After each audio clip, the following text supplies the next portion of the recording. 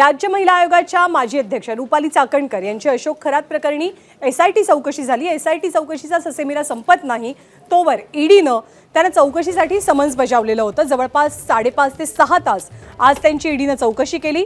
संध्याकाळी 7 वाजता त्यांची चौकशी संपली।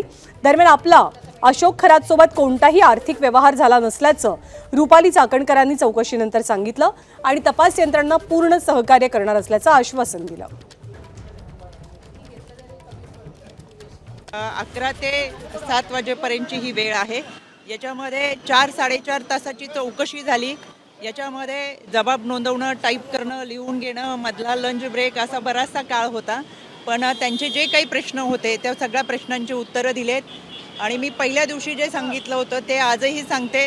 खरात प्रकरणामध्ये खराशी आमचा कोणताही आर्थिक व्यवहार नव्हता, कोणत्याही जमिनीमध्ये आम्ही पार्टनर नव्हतो, त्याच्यामुळे बाकीचे प्रश्न उद्भवत नाहीत।